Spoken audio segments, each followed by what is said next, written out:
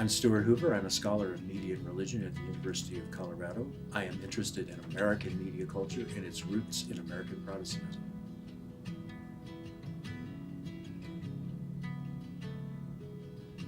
My father was a Protestant minister in a small town. I grew up in a small town. I was interested in religion because it was the family business.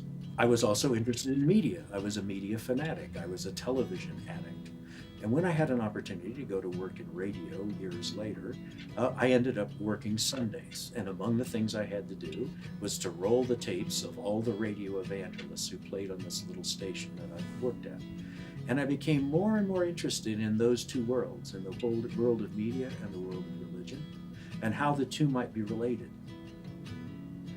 My work is to try to identify specifically the historical trajectory through which Protestantism has been both a media and communicational phenomenon throughout its history, and the way that's been particularly expressed in American media culture and American media history.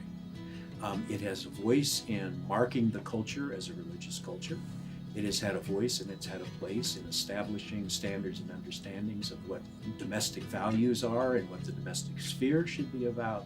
And it's had a very powerful role in policing the boundaries of gender and what gender roles are.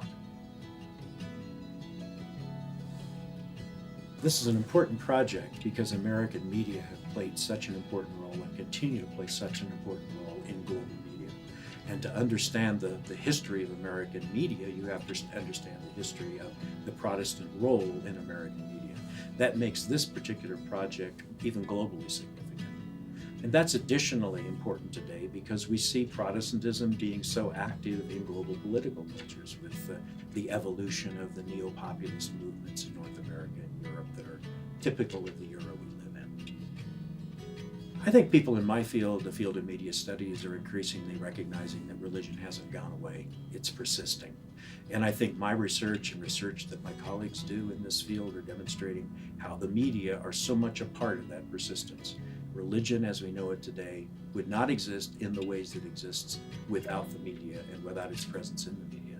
And I think in an era when the field is becoming increasingly intersectional in the way it looks at things, that studies of media are no longer only about gender or only about race or only about class, they are about the interactions of things.